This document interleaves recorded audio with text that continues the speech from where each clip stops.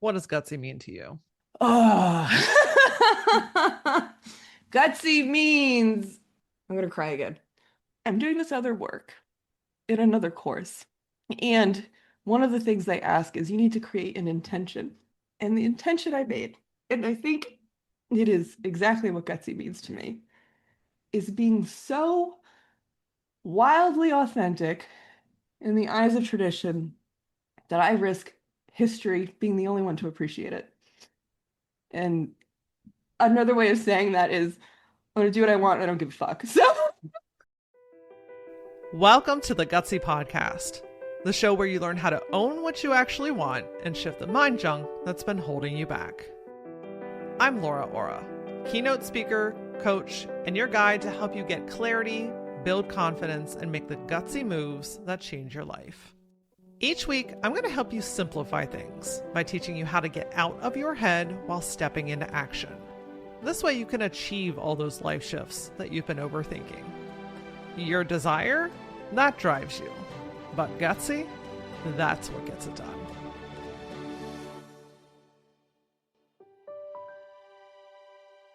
Some decisions in life change everything. Not because they're easy or because you're completely sure, but because you reach a point where you can no longer ignore what you know to be true. Today's conversation is about one of those decisions.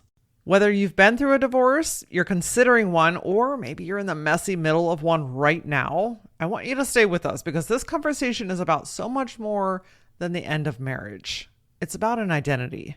It's realizing that maybe the life you built can look perfect on the outside and still not feel right on the inside. It's asking yourself, what do I actually want? And then being brave enough, gutsy enough to sit with whatever answer comes back. In this episode, Thomai Roi and I talk about the before, during, and after divorce. Talking about the shame, the guilt, the expectations, asking for help, rebuilding your life, and what happens when you stop living for who you think you're supposed to be and start getting honest about who you really are. Choosing yourself does not make you selfish. It makes you honest. And if you've been carrying the weight of everyone else's expectations, navigating a major transition, or simply trying to figure out what you want to do in this next chapter of your life, I think this conversation is going to give you a lot to think about. But above all that, it's going to help reinforce that you're not wrong for choosing yourself. Dr. Thomai Roi is known as the divorce doula for accomplished women, helping them remember who they are and rebuild their lives before, during, and after divorce. As the founder of Arguably Feral Women and a women's threshold coach, she guides ambitious women through the space between the life that looks right on paper and the one they're truly meant to live. With a decade of entrepreneurship, multiple burnouts, a divorce, remarriage, and even a 7-figure business behind her, Thomai brings lived experience to the work of helping women come back to themselves. And today, in this conversation, we are exploring getting back to you. Let's get into it. Thomai, welcome to the Gutsy Podcast. thank you. Thank you for having me. Yeah, we're talking about a touchy subject today, but one that's incredibly familiar and relevant to so many women all around the world. So I appreciate you coming in and talking to us about divorce today. Yeah, no problem. I Yeah. think it needs to be talked about Yeah, way more. So I'm thrilled to be able to be here. Thank you so much for having me. of course. So I'm kind of curious, would you be willing to share with our listener a little bit about your divorce journey? I know that there's probably 10,000 different ways we could take that, but maybe walk us through, what that experience was like and has been like for you. Sure, sure. I'm like, that's such a loaded question because it's like, what part of the soapbox do I start on? Like, so my own divorce journey. I was married for 15 years before I got divorced. I got married at how old was I? 24. I'm not 24 anymore. So I'm like, I'm gonna be 41. So I was married for quite a while. Had my first kiddo at 27, had my second one at 31. Um, I think I'm really trying to be thoughtful about how I say this because I think it really informed a lot of the work that I do in that for as much as I could be like, they're a jerk, this is it, like it was ultimately all things that I did with all of the information I had and doing my best. And that's all it was. And so, like, I aligned myself with a person that I thought was the one for me, and I did all the steps and I did all the things, and I ended up being like, this isn't it.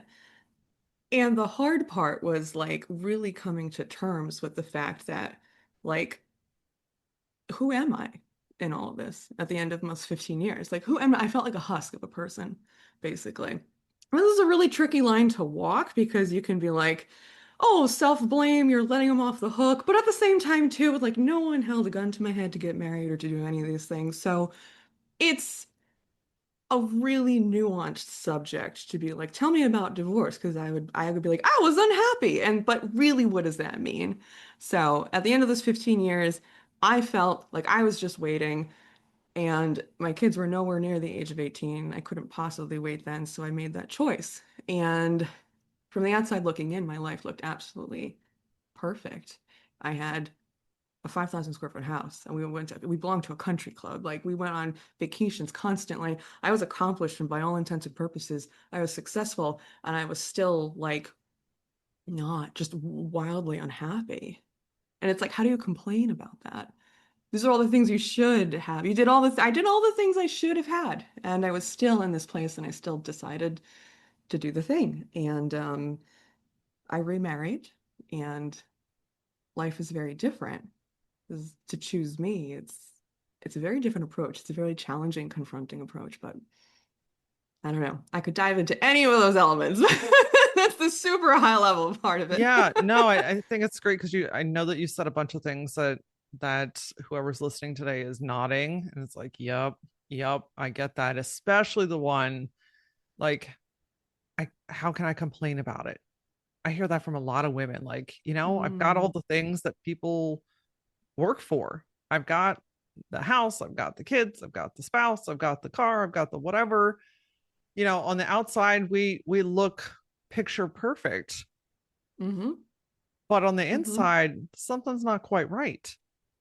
Right. So what do because today we're talking about like before, during, and after divorce. Well, I want to dig into little bits and pieces of each of those stages because I think they're very different thoughts, feelings, and emotions and actions, right? Mm-hmm. So before the divorce, what was going through your head? What were some of the things you were saying to yourself? What were some of the signs in case there's a woman listening that's like, I'm kind of on that cusp. I'm thinking that this might be the direction I'm headed. Sure, sure, sure. So I think before divorce, I call it the superficial, like the superficial feelings. And it's not because those feelings are superficial, they run super deep, but it's just like the crust of the thing, of the deeper issue going on. I was unhappy. I felt empty. I felt like I was doing it on my own. I felt like I was carrying everything. And I really felt like, for me personally, my ambitions, the things that I wanted to do in life, were not in alignment with who I was with, or it kind of just like the unspoken agreement we had in terms of where life was going. You get into this routine of like, oh, this is the day and this is what it looks like and this is this and this is that, and to kind of have these ideas of like, well, I want to start this and I'm going to go here and I'm going to go there. It's like, well, that's crazy. Like, why would you do that? And so it wasn't so much that like someone was right and someone was wrong. It was just a misalignment in terms of where we were heading in this life.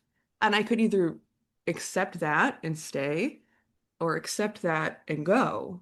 And I chose to accept that and go. So, it's like you almost have to peel it back a little bit further too, because it's like, well, you spend so much time with some person, 15 years later, you realize, oh, this isn't quite it. Now what? I'm too old, it's too late, this isn't necessarily bad objectively compared to everyone else's situation. But you really start to look at yourself and to be like, well, how did I even get here in the first place? What did I say what were the expectations about me that made me think that this person was a good idea? And then you can start to point the finger at like, well, they told me this and I was raised this way and I had this in my childhood and blah, blah, blah. And then you start to look at those people and be like, well, where did they get that from? And then like, well, they grew up in their own childhoods and their own generations and their own traditional things. And like, well, where did they get that from? And then you realize the entire outcome of your life is just the accumulated residue of generations of expectation. And I'm like, I'm not living for me. I'm living for what I thought I needed to be, what I thought I should be. And so, what if I'm actually going to be living for me? What does that actually look like? And that was like flipping the proverbial table of life. It was burning everything down around me, within me. I mean, you could make it sound as dramatic or not as you want, but it was challenging and it lasted for years. And so I guess we're kind of moving from before to during, but that's the before, if that makes sense. Yeah, absolutely. Well, that question of what does that look like kind of pairs with the what do I actually want? Yes. Anytime that I ask a woman that question, more often than not, it's met with I have no idea. Yes, that's exactly it. You've lost yourself. I don't know. I don't know. Like I don't know. No one's ever asked me that before. I've not had time to think about that. I've dabbled, I've thought about it a little bit, but I couldn't possibly, right? I Because couldn't possibly. Exactly. No, you do. You can. You're a woman. You're actually not just a woman. You're an individual born in this body, and you can want whatever you want in life. It's just for whatever reason you've learned or absorbed somewhere that that's not okay. And you've given that up over and over and over in whatever roles that you're taking on, whether it's a wife or a mother or anything like that, an employee, an entrepreneur, anything that you are. These are my wants, but they're not nearly as important as this other thing that I need to do or be or pursue. And I think a lot of people, well, a lot of women overlook that and tremendously, tremendously. Even more so, we're taught to want is selfish and that like the good mother or the good wife is extremely selfless. And I completely disagree with that. Completely yeah. disagree with Well, that. I think a thing that pairs with that very often is the shame around the Mm. realization that things are ending or things aren't what you thought they were going to be, the guilt of, turning over the apple cart, so to speak, or disrupting people's lives, or Oh yeah. the thoughts and feelings and opinions about what other people are going to say or think about what you're doing or what you're about to do. So talk to me a little bit about that space where that heaviness, where like, okay, I know that this is, we really we need to move on, right? Like Yeah. it's time to make a divorce, but I feel awful being the one to do that. Talk to me about Sure. that. Yeah, I mean, all of those feelings absolutely came up and still exist in some way of like, okay, I've put myself here and now I have to take care of these kids. Am I doing enough? Are they okay? Is this enough? What am I stepping into? It gets very loud as you're going through it, and even after it. Um, so like, where do I start with this? You can't help but feel the things that are coming up because you care. You care with if you have kids, you're worried about them. You spend all this time with this person, and even though you're at this point, you still can't help but care and be like, they're upset. I'm upset. Everyone's upset. All of the things in your life that have brought you to this point, for many women, and absolutely for me, have been telling me that I should be here. And so to make a decision that I no longer should is, like you said, turning over the apple cart for all of those things. And it's just incredibly confronting for everyone. And so if you're coming from a place of like, I already feel bad for doing this, and then everyone around you is like, "Why are you okay? Are you okay? Yeah, what are you doing? Are you nervous? How are the kids?"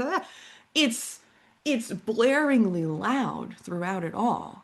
And you find the shame because what you're doing is you're changing the architecture of your life to align with who you know you are and what you want in life. And there's nothing wrong with that. In fact, I'd argue we probably should have been doing that from the beginning, but here we are, and that's okay. No shame in that.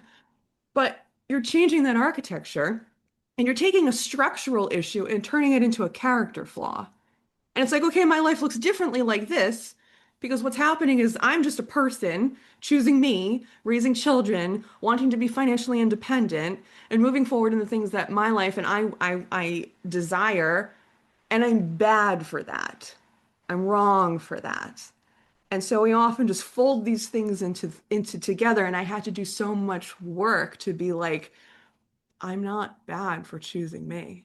They don't equal the same thing. When you say you had to do a lot of work to get to the point to release that, what is the work? Because I think that women hear that a lot, but don't know how or what to do with that. Like, what do I do in this space? That's an excellent question because I think I caution this because I think, at least for me, and I always say, at least for me, because I always want to be like, I'm speaking from myself. For me, I dealt with a lot of issues around insecurity and shame. I am wrong. I am bad. And I'm constantly chasing the thing that I don't want to be. So, like, I'm a bad mom, or I'm wrong, or I'm so scared of being wrong and not doing it well that I'm chasing the good thing. And I'm constantly like, I look like super mom from the outside. And they're like, how can you possibly think you're a bad mom? And it's like, well, it's because I feel that way. And it's all, so I hate to be like, it's all in your head, but like in many ways it truly is.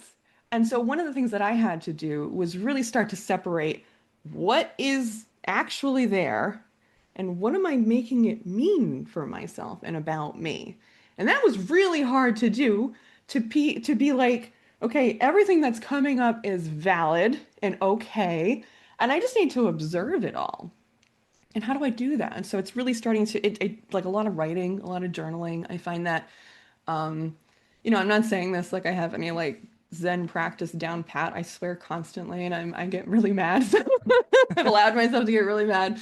So it's messy, but it's just really helpful to like, when you're in that, like for one, create and it's such like airy language, create an awareness, but truly be like, I'm angry.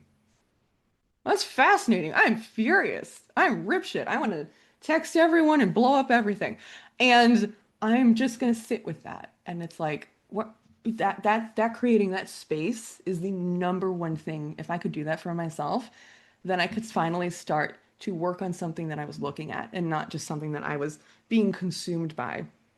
And when I got to actually start to work on something that I could look at, I could write it down and I could read back the the word vomit that I had thrown on my journal and in the midst of the anger. That's something I also really like to do, recommend doing is when you're in the midst of a really heavy feeling or emotion. It doesn't mean it's wrong. It doesn't mean it's bad. It doesn't even mean that necessarily what you're thinking of doing next is the wrong action. It's just who am I being in this place when this thing is coming up? And is that true? And all it does is create an awareness about yourself so that you can take the next right action instead of just reacting to everything going around, like going on around you. So write it down, read what you wrote, and then really start to look at every single thing and be like, is this true? Is this true? Is this true? Not to invalidate, not to condone, not to excuse, but are the things you're telling yourself about you actually true? Are you really not lovable? Are you really not worth this? And if you can go from there, then you start to apply that to a lot of different things, a lot of other things Mm. coming to you in your life. Space, one of our most underrated Space. tools. I'm telling you. Space. Yeah. Even just a couple of seconds, because what happens is when we get in that reactive zone and we lash out, we say something, we toss something across the room, right? Like we send the group text message. What happens inevitably? Then we have a You moment where all that settles down, and then we're like, shit, shit. shit. I should have. Ah, shit. And what does that do? It feeds the narrative. It does. Exactly. I It, shouldn't have done that. I was wrong. This is bad. Blah, blah, blah. And it gets stuck in this cycle. yep. And those behaviors are really just to like, you're scared. You want to protect yourself. Why won't anyone understand? They're the ones doing this to me. And so it's just, I need to be safe. I need to be loved. I need to be accepted. And so I need to protect all of that. But in actuality, I already have those things. So I don't need to do any of that. What can I do instead? Mm. That's where Oh, practice is. right there. That's the one. That's the moneymaker right there, my friend. Okay. So we've answered the question, what do I actually want? Actually, we did not answer that. I want to Hmm. sidestep just for a second. How do you recommend that women start to answer that honestly or explore what that is honestly to themselves? How do I recommend that? From someone who didn't allow themselves to want things, I allowed myself to get excited. And not in just like a fantasy escapism way, but just really listening to myself of like, what is exciting me? What does excite me? Not in a way of relief, but in a way of fulfillment. The garden center, does that excite me? Like reading a book, does that excite me? Traveling to this place, does that excite me? Writing something, just doing whatever it is, does that excite me? And if it does, I want to explore that. I want to follow that. And I'm not going to make it mean anything. I'm not going to attach qualifiers to it. I'm too busy. It's too late. That's too expensive. It's not possible.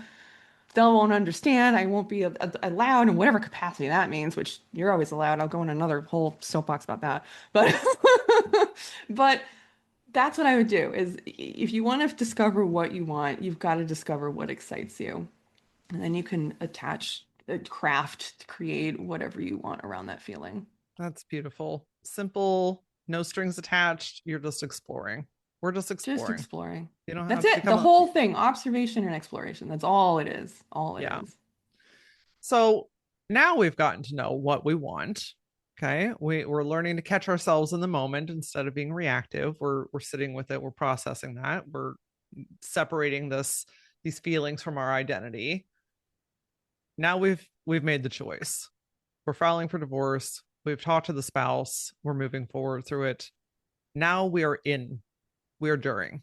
It's in the midst. Hmm. I can imagine, I don't know this from personal experience, but I can imagine, and working with the women specifically in the Gutsy Collective, I've seen it. This is this is a lot of big energy. Hmm. Hmm. Confusion, emotions, anger, frustration, sadness, separation of things. There's a lot of shit happening in the during phase. Yes. What do you wish you knew in that phase? What do I wish I knew in that phase? And I wasn't doing anything wrong. I'm gonna cry. Yeah, It's still here, you know? absolutely. It's been over 2 years since going through it. And you're not wrong for pursuing any of this. This is where the we were talking about this before. I don't know if anyone resonates with astrology, but this is where like the triple Taurus energy comes in, where it's just like I feel so strongly, and I'm like, ah! Like it's just this like wild loyalty to my previous self, and it's still grief too of like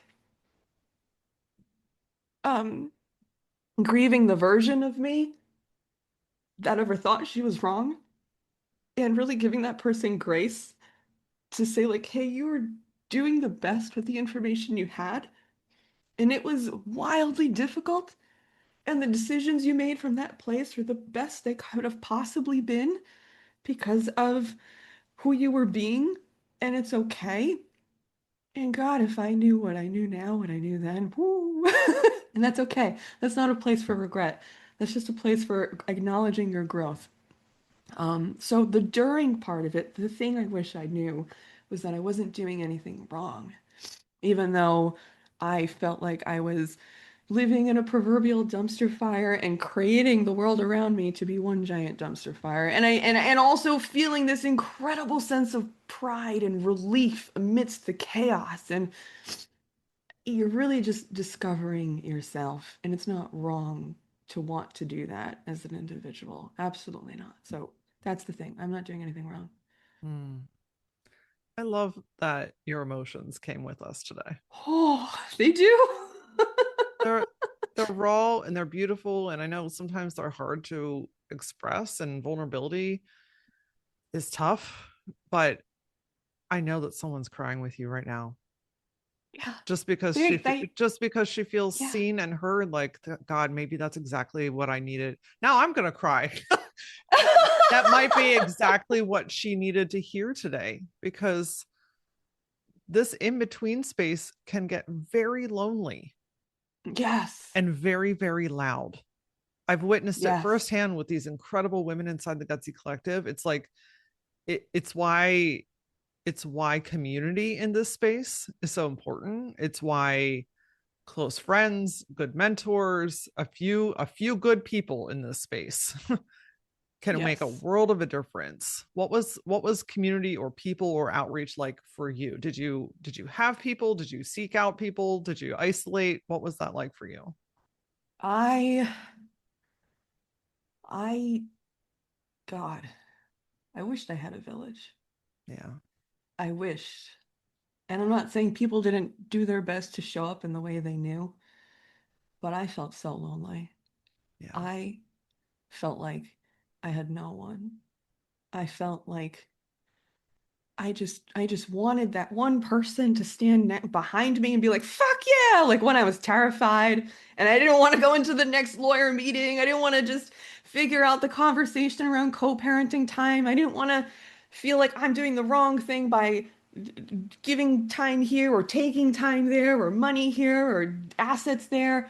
I just wanted that so badly. And I had two friends, um, one of which she showed up. I remember I left that house. I was sleeping in the basement for a while and I ended up leaving that house and I had moved into this small apartment and it was on the ground floor and there were these like slider doors that went right out into the front.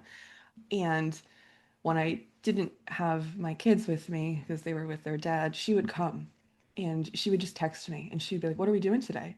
And I would be like, I don't want today. Like, no, thank you." And she's like, "I'm gonna be there at this time." And I'm like, "Okay." And then she'd just appear. I had a chair and she would just sit there and she's like, "I'm in the chair."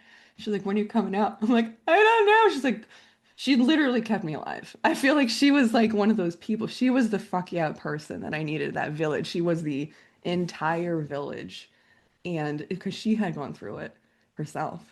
Um, and I wanted that so I needed that so badly. I wanted that so badly. And so I actually I created I've created a community for exactly that. And it's called The Village under the arguably feral women name.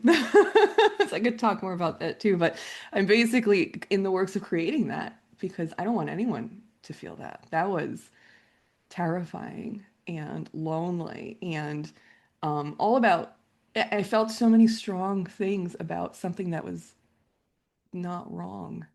And it's like, I don't want anyone to feel that, especially the lonely part. You're going to feel scared. You're going to feel, it's going to feel chaotic. It's going to feel everything, but you don't need to feel like you're doing it alone. Major life transitions are hard and scary and exciting and have so many different options. And a lot of times you end up navigating it on your own. The self doubt grows when you're by yourself. And that overthinking, questioning, like, can I even do this? It ends up delaying the progress that you know that you're ready to start making. The Gutsy Collective is a community of women that are making the bold moves that they could not stop thinking about. They are ready to make that change. And you know what? Quite a few of them have gone through and navigated divorce.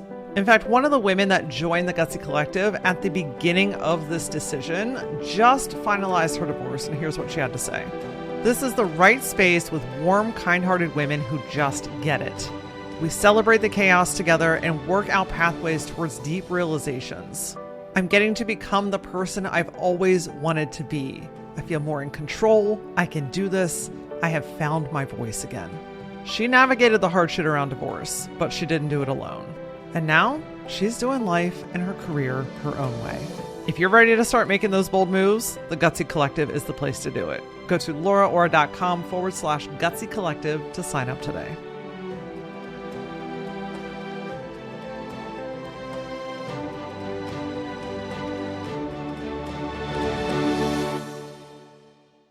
Yeah.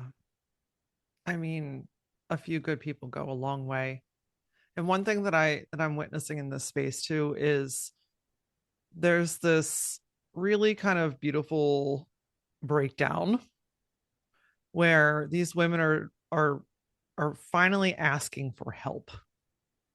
It's Yes. like there's like a breaking point, there's a moment of realization, there's a, because it's just a lot, especially if you're going through a house, if you're separating items, like there's just a lot. And something that I'm just observing is these women are like, I can't do this alone. And so, therefore, for the first time, maybe ever, I'm going to ask for help. I have to ask for help. The only way to get through Yes. this is to ask for help and then learning to receive that help. Yes. Talk to me Because you're about, like, worth it. do you witness that? Like, is that happening Yeah. in the women that you're working with as well? Yeah. I again always being like, I feel for myself. Like I know for myself, like asking for help was really hard, not because I was stubborn in the sense of like, I'm gonna do it alone and blah, I don't need you. It was more of like, I just, especially now, like after divorce, asking for help with the kids or anything like that, I'm constantly reminding myself, like, I am worth the support. I am worth the community. I am worth asking for the things that I need because it simply makes my life easier. And I don't have to martyr myself or prove something to some external validating thing that I am in fact a good mom, a good wife, a good whatever, just simply by the nature of making it hard for myself. Like it's okay to ask for help because I am absolutely worth that, and I think anyone is absolutely worth that. You shouldn't be afraid to. We say should. You don't need to be afraid to ask for help. I think it's absolutely critical, and it means nothing about you that you're asking for help. That's the biggest thing. We like make it mean something. Like it means I can't do it. It means I'm gonna fail if I don't have it. It doesn't mean anything. It just means it's what you're asking for, and that's fine. It just means that you're a human and your Yeah, human capacity is maxed out and you need somebody. You need some hands. Like yeah. your beautiful friend that just showed up in the chair. Like I love, love, love amazing good humans like that because Oh my God, yeah. I guarantee you she wanted nothing in return. There were no strings attached. She's just simply showing up. Absolutely And not. the help sometimes is just sitting, even if it's in the silence. It's the company. It's the I know that you're gonna show up. And I didn't even have to ask you to do that. Those people do exist. They do. It's wild to think something so unconditional exists out there and it can be yours. Yeah. Like it's there. Not everything comes with conditions and strings and this and that. You don't need to prove anything to anyone. One last question in the during phase, because I Yeah. hear this a lot as well, is managing the emotions of other people, especially if there are kids, especially the spouse that we're separating from. How are we managing our own emotions and the emotions of people around us? Yes. At least again, for me, I absolutely did. In fact, managing other people's emotions and their experience about what was going on was my number one priority for so long. And it was ridiculous. The only people's emotions outside of my own that I have a responsibility to are my children, as they are minors, as I am raising them. And that's it. Those are the only ones that I want to check in on, that I should check in on. That is like, hey, are you doing okay? Is this okay? Tell me about how you're going through. And that you could be like, oh, that's so selfish. That's so inconsiderate. That's so. No, it's not. It's just you're a whole ass adult and you can handle whatever's coming your way, just like I can handle whatever's coming my way. Getting all fiery. And it's just, we can all manage our own experience of what's going on. Because me choosing to get divorced doesn't actually mean anything about you outside of what you're making it mean. That's it. It goes both ways. So handle it and done. Oh, I could just go on and on and on. I'm like, no, we don't need to. We can be compassionate, but compassion doesn't equal closeness. It doesn't equal responsibility. We don't need to bring that in and fix it because it's uncomfortable or we see them being uncomfortable. Everyone has their own responsibility for that. I very much strongly. We can love, we can share, we can help, but there is a line. True story. And that's part of that identity shift that we've been talking about. A big part of this is also with the identity that we've been talking about of releasing the expectation that you are in charge of everyone else's shit. I mean, that's part of the shift that's got to happen with all of this as well is we got to start letting go of some stuff that's been holding you back.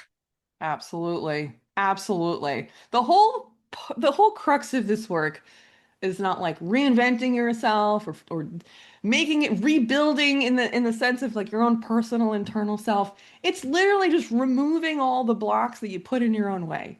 It's it's dissolving all the things that life told you you should be or you needed to do and coming back to really who you were and you at your core. We need to let things go. Let the ship sink. They were never yours to keep afloat in the first place. We don't need to manage that at all. And it's a burden and it's a weight that we put on ourselves constantly because we think we need to. Like that's our place to be. We have to hold it all up. And like we only have like maybe a handful of spinning plates that actually matter. And then the rest is just noise. that we allow into our lives and align with.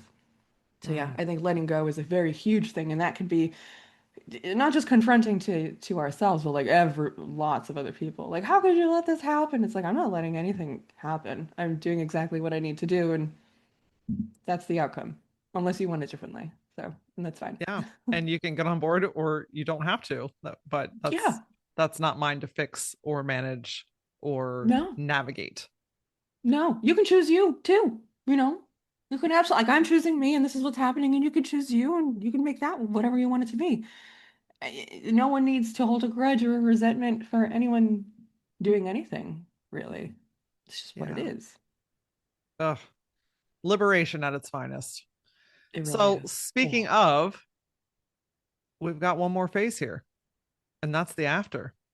The dust is Mm. settled, the papers are signed, the houses are moved, the things are unpacked, right? We have respectfully and completely moved on, at least physically.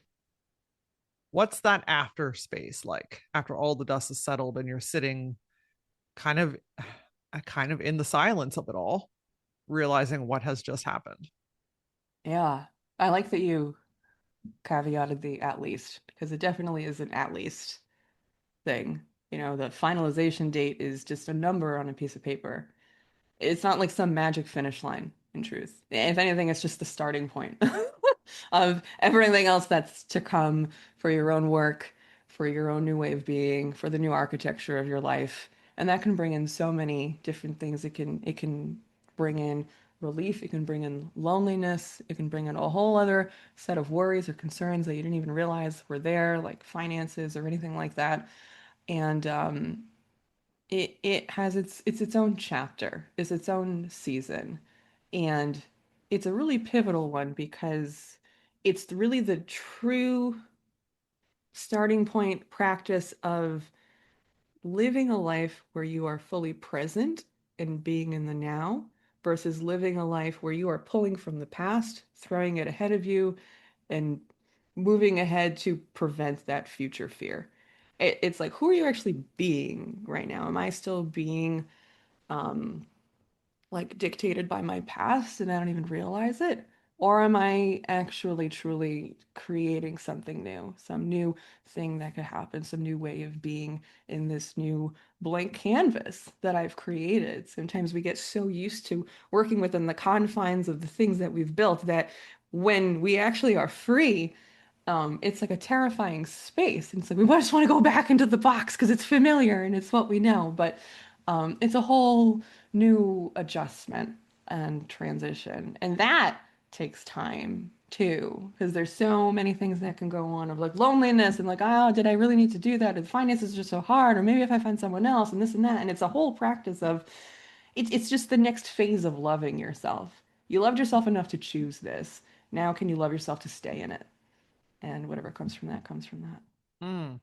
If that's not a headline on your website, you need to get that shit on there today. that. We'll do, right? Because that's got some grit to it, my friend. Yeah, it's they call it the work for a reason. And it's now you're really in a phase of facing yourself because everything else has Yes. been shifted. And the thing in person that you are left with, yes, there may be kiddos involved. Okay. That's still part of it. But I'm talking strictly from the lens of you. You are what's left. And so, what are the hard truths that we need to face about ourselves? What are the belief systems that we've been living on that's not working anymore? What are the habits that are outdated that never really worked in the first place? Exactly. Can I finally just be with me? And it's just like an opportunity to do that. You're absolutely right. What's going to get uncovered in doing this sort of thing? What's going to get brought to light? What are the things I never actually wanted to look like? And I ended up putting myself in a position of marrying this person and crafting this life so I didn't have to look at those things. And do I want to stay in that place or do I want to do something different? Exactly. It's a phase of exploration, of wonder, of curiosity. Curiosity is one of my favorite things in the world because it's like Mm-hmm. I'm not making and this goes back to something you were saying earlier, now's not the time to invite making this mean something about you back into the picture. Okay. We Exactly. That's a great way we of we putting it. we have to pull back up and just look at it through curiosity instead, and just Yes. notice how things were. Notice what you were doing. Notice what you feel like pulled to do right now. It's like, oh, that's, I can see things differently. Like curiosity takes the pressure off of it, and it takes the Yes. shame, blame, and guilt out of it as well. Exactly. If nothing was wrong and nothing was right, like it's just red, blue, green, purple. Like what would it be for you? We put so many labels and meanings and directions on things that if you can just approach things with curiosity, just like you were saying, I mean that's the awareness game, that's the space game. That's where all things are possible. And you're just like, oh, holy shit. I didn't think I could do that. I didn't think that could happen. I didn't think that was an option. It is and always was. And it's a place of empowerment. If we could move from a place of shame of not knowing this was actually real to a place of empowerment and realizing anything can be real, like that's when the shift happens. That's when that holy shit moment happens. That's when it gets exciting. Hmm. What was one of the most powerful things or most impactful things that you did post divorce that has helped you now to find aligned love, to move forward in your life, to feel good in your business? Obviously, you've made some really big shifts internally. What's something that was most impactful for you? What was something that was most impactful for me? Oh, like it's just been hard. I'd love to give some sort of like positive thing of like, I gave myself grace, or like I told myself I was doing a good job. But it was really just allowing myself to go through the hard times and just acknowledge like, hey, this is hard. And I just recognize that it's not hard because I'm doing it wrong. It's hard because I'm building the experience that I've never had of doing it this way. And once I reframed that, that was a huge shift for me. Um, and, that did allow me to connect with someone and find someone that I didn't ever think even could possibly exist. It's the man that I remarried. And he was a mirror for me. I'm not gonna come on here and be like, I knew all of this beforehand and I prepped before my divorce. Like, no, this is a disaster and a real-time learning. I say disaster in the sense of like, it was just chaos. And all I could do was just go with the gut feeling of like, not this, just not this. I don't know what else, but not this.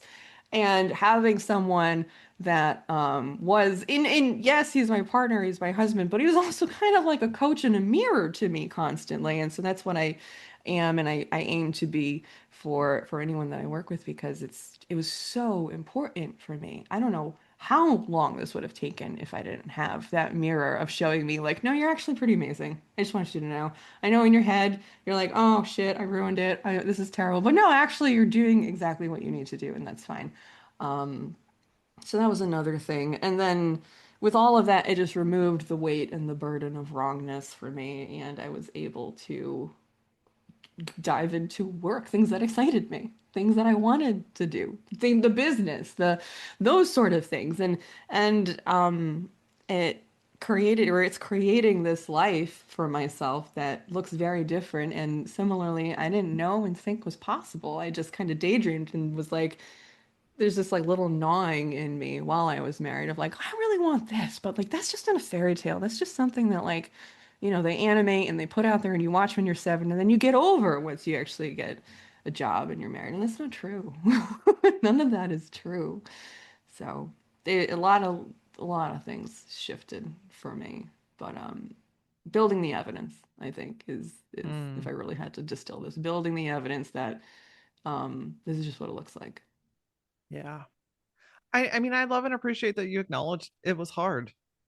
I think sometimes we get this vision or we see something or someone else, and it's like, oh, well, it's not as hard for them. What's wrong with me? And then, that whole narrative starts all over again. And it's like, no, this shit actually, it's just hard. And you're choosing you this time in a new way. And Yes. you're building the evidence and you're showing yourself and you're surrounding yourself with the right people and the right people are entering into your life. And then all of a sudden you get to sit one day and realize, huh, all this shit is actually working out. Yeah, Oh, it's very clear in hindsight. It's wildly clear in hindsight, but when you're going through it, you can't see the forest through the trees. You know you're in the middle of it, but you have no idea where the entrance is, and you have no idea where the exit is, and you're just standing there, and you're like, I'm gonna be a tree. This is it. This is my yeah. life now. I'm just I'm gonna be a tree. gonna be a This is tree. where we are. Well, I know Yeah. that you support women in this space when they are in their tree moments and maybe when they're just entering into the forest. So tell us where we can find and connect with you and talk to us about the school that you have opened. Yeah, so gosh, where to begin? You can find me on a variety of social media platforms. Threads is the biggest one, just Thomai Roi. Instagram is the one that I'm building, Thomai Roi Official. I'm on LinkedIn under the same name. I'm on TikTok, just starting there. YouTube actually is kind of in addition to Threads, it's kind of my other bigger platform. It's it's a creative space to share. It's called Arguably Feral Women. And that's more of a social commentary, a compliment, really, of women doing things that are usually butting up against tradition or societal expectations. And we could be considered wild for those decisions, divorce included. And, maybe we are arguably feral. And if anyone called me that, which they have, I take it as a compliment. So I named the whole thing after that, because Hell that's yeah. who we are. So the school group is also named that, Arguably Feral Women. And the little subtitle after you look up Arguably Feral Women is on the whatever banner, whatever it is called The Village, because it's always something that I wanted, like we mentioned earlier. And it's a community for women. It's a safe space for accomplished women, um, where we're going through any part of the divorce process. Because before, during, after, just like we went through today, it's a huge swath of stuff. And it doesn't just end at a certain point, and it doesn't end at the same time for everyone. And can I actually say it ends? No, it evolves, it transforms. And it's something that I always wanted. Like I said, I never want anyone to feel what I did going through divorce. And then the deeper work there is exactly this identity work. You can stay and come just for the community feed. I do a weekly call every Thursday, and there's a whole bunch of identity work stuff to get yourself familiar with. And if you ever wanted to connect with me and work with me one-to-one, one-on-one, that's always an option too. I will say too that I am making the school group free right now. I'm going to charge for it eventually, and it'll be a monthly subscription, but right now it is free. And anyone that joins now during this window, I don't know what the window will be, I'll be honest with you. I haven't planned that out yet. But whenever this window, if you click on the link, and maybe for the next month, we'll just say, and it is free, and you join while it is free, you're going to get grandfathered in forever and ever and ever. It's free. So it'll never change. So that's the thing that I'm doing right now. Is also too, I'm building it. Just like we're building ourselves as we go throughout divorce, we're a constant work in progress. I'm building the school group as I go. So by joining free, you get to see the evolution of this whole thing. You can tell me, yes, this is great, this sucks, I love this, I don't. Whatever's helpful. So that's another piece of it too. I'm a big fan of building in public. I think we're always doing that personally anyway. So there's no shame in doing that in any other area as well. Absolutely. Totally agree. Well, we're going to link all of that in the show notes below. And I've got to know, Thamai, what does gutsy mean to you? Oh, gutsy means I'm gonna cry again. I'm doing this other work in another course. And one of the things they ask is you need to create an intention.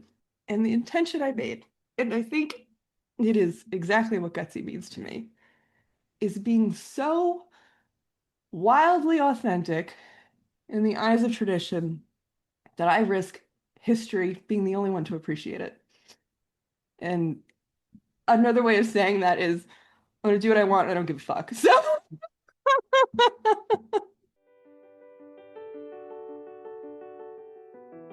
I have watched and witnessed and supported many, many women through the Gutsy Collective of going through a divorce. And I can tell you that it's not a straight line. It's unpredictable at times. It's surprising in other moments. And yeah, it's one more thing on top of everything else that you've got going on. But the thing that always just blows my mind in the best of ways is watching how the women that choose themselves just light up in a whole new way. I mean, the women that have gone through divorce through the Gutsy Collective are more independent, they are more confident, they're more grounded in themselves and who they are and what they want. They're going after the things that felt like there was completely shut down before, and maybe even discovering new things about themselves that they didn't even know. They are literally alive again. And so if you are in this transition in any part of this path, I just want you to know, keep going. And you don't have to navigate this stuff alone. In the show notes, I've put a couple of resources where you can get support, whether it's with Dr. Thomai or you start making moves through the Gutsy Collective or a combination of both. The support is here. You just have to make the gutsy move of receiving it. If you have questions about the Gutsy Collective, shoot me a message. I'm on all the social platforms. My handle is @thatlauraora. And as always, until I see you next time, stay gutsy.